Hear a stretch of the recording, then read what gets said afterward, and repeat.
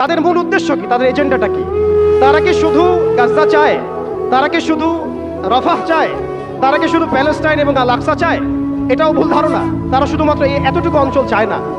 এই জায়নিস্টরা বেসিক্যালি চায় they want to rule the world. তারা পুরো বিশ্বকে শাসন করতে চায়। They want to rule the world. তারা পুরো বিশ্বকে শাসন করতে চায়। কেন চায়? কারণ তারা প্রত্যাশা করছে, তারা বসে আছে এই অপেক্ষায় যে তাদের একজন মেসিহ আসবে। তারা বলে মিসায়া, তাদের একজন মিসায়া আসবে। যেই মিসায়া যদি আসে তাহলে তারা বাইতুল মুকাদ্দাস থেকে আবারও পুরো বিশ্বকে শাসন করবে, ঠিক যেমন সুলাইমান এবং দাউদ আলাইহিস সালামের সময় তারা বিশ্বকে শাসন করবে। এটা তাদের বিকৃত ধর্মগ্রন্থ তালমুদের মধ্যে লেখা আছে। এই এজেন্ডাকে বাস্তবায়ন করার জন্য তারা এগিয়ে যাচ্ছে এবং তারা এই মিসায়ার জন্য তাদের মঞ্চটাকে প্রস্তুত করছে। আপনি যদি মনে করেন গাজা দখল করলেই তাদের এই সন্ত্রাসবাদ থেমে যাবে, আপনি ভুল করছেন। যতক্ষণ পর্যন্ত তারা বিশ্বকে নিয়ন্ত্রণ না করছে, বিশ্বকে শাসন না করছে, তারা ক্ষান্ত হবে না। এবং তাদের মূল রাজনৈতিক পটভূমি এবং ভৌগোলিক অবস্থানটা কি হবে সেটাও তারা মেনশন করেছে। তারা চায় পুরো হোলি ল্যান্ডটা দখল করতে। এখন আপনি প্রশ্ন করতে পারেন যে ভাই হোলি ল্যান্ডটা কি? উত্তর হচ্ছে হোলি ল্যান্ড হচ্ছে সেই জায়গা ইরাকের ইউফ্রেটিস নদী থেকে শুরু করে মিশরের নীল নদ পর্যন্ত। আই রিপিট, ইরাকের ইউফ্রেটিস নদী থেকে শুরু করে মিশরের নীল নদ পর্যন্ত এই পুরো জায়গাটাকে বলা হয় হোলি ল্যান্ড, অর্থাৎ পবিত্র ভূমি, আরদুল মুকাদ্দাসা। কোরআনে বলা হচ্ছে আরদুল মুকাদ্দাসা, ওদের স্ক্রিপচারে বলা হচ্ছে হোলি ল্যান্ড। তাদের মিসাকে ইহুদিরা বলছে মিসায়া এবং খ্রিস্টানরা নাসারারা বলছে অ্যান্টিক্রাইস্ট। যাকে আমরা চিহ্নিত করছি সে হচ্ছে মাসিহুদ দাজ্জাল। তারা এই হোলি ল্যান্ডটাকে স্বাধীন করতে চায়।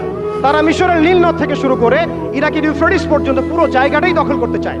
আপনারা যদি মনে করেন গাজা দখল করার পর তাদের এই হামলা থেমে যাবে, আপনি ভুল করছেন। তারা ততক্ষণ পর্যন্ত ক্ষান্ত হবে না যতক্ষণ পর্যন্ত তারা হোলি ল্যান্ডটা দখল না করছে। এবং শেষ জামানায় যে বৃহত্তর মালহামা বা মহাযুদ্ধের কথা বলা হয়েছে, সেই যুদ্ধ হবে ইরাকের ইউফ্রেটিস নদীর সোনার পাহাড়কে কেন্দ্র করে। আস্তে আস্তে সময় সেদিকে এগিয়ে যাচ্ছে। তাহলে তাদের উদ্দেশ্যটা কি? তাদের উদ্দেশ্য হচ্ছে হোলি ল্যান্ডটাকে দখল করে সেখান থেকে তারা দাজ্জালের শাসন কায়েম করতে চায় সারা বিশ্বে। কারা চায়? জায়নিস্টরা চায়।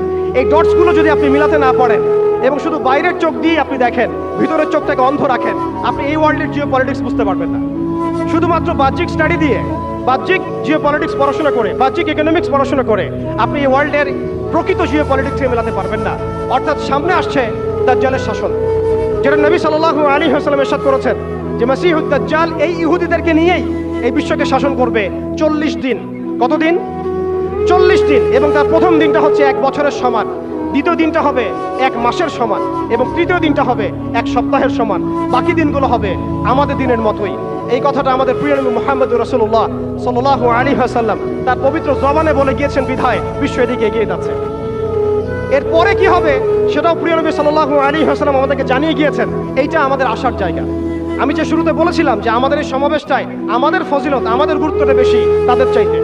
আপনি জানেন এর সমাধান জিহাদ, আপনি যেতে পারছেন না। আপনি জানেন তার সমাধান হচ্ছে সামরিক আগ্রাসন, আপনি চালাতে পারবেন না।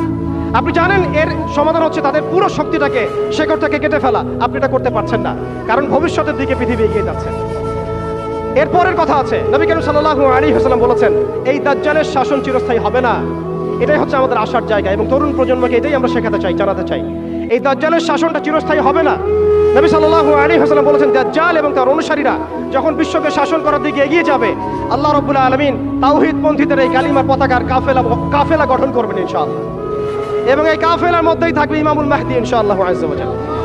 এবং তিনি বলেছেন নবী সাল্লাল্লাহু আলাইহি ওয়াসাল্লাম ফালা নি'মাল আমিরু আমিরুহা ওয়া লা নি'মাল জাইশু যালিকাল জাইশ।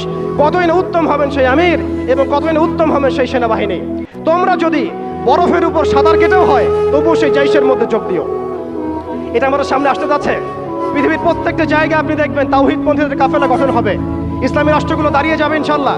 আপনি দেখেন সিরিয়া পরিবর্তন হচ্ছে, আপনি দেখেন আফ্রিকা পরিবর্তন হচ্ছে, আপনি দেখেন বাংলাদেশ পরিবর্তন হচ্ছে, আপনি দেখেন প্রজন্মের চোখের মধ্যে তাওহীদের ক্ষুধা, আপনি দেখেন প্রজন্মের চোখ জলজল করছে, তারা ঈমানের দিকে আসছে, আমলের দিকে আসছে, ইসলামের দিকে আসছে।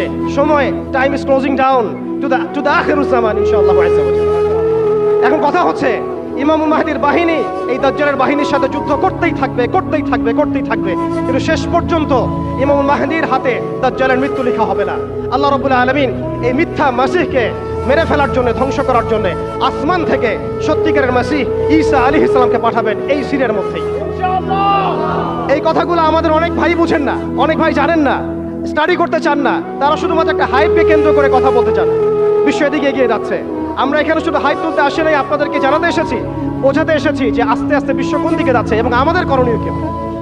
এবার আসেন, এটা ভবিষ্যৎবাণী শুধু নয়, নবী সাল্লাল্লাহু আলাইহি ওয়াসাল্লাম অকাট্য ভবিষ্যৎবাণী।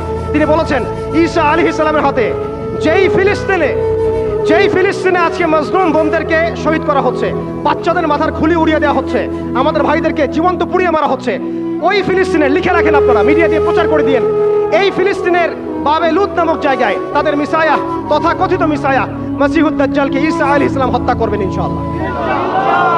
পৃথিবীর কোন শক্তি, কোন ন্যাটো, কোন ইউনাইটেড নেশনস, কোন ইউরোপিয়ান ইউনিয়ন, কোন IMF, কোন ওয়ার্ল্ড ব্যাংক, কোন সাম্রাজ্যবাদী শক্তি এই ভবিষ্যৎবাণীকে ঠেকাতে পারবেন আপনি ওদেরকে চেষ্টা করতে দেন।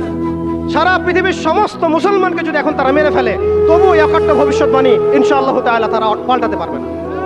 এটা আমাদের আশার জায়গা, এটাই হচ্ছে চূড়ান্ত বিজয়। এবং ঈসা আলাইহিস সালামের হাতে আগামী 40 বছর লিখে রাখেন আপনারা, এরপরের 40 বছর ওই বাইতুল মুকাদ্দাস থেকেই সারা বিশ্বে ইসলামী খিলাফা কায়েম হবে ইনশাআল্লাহ।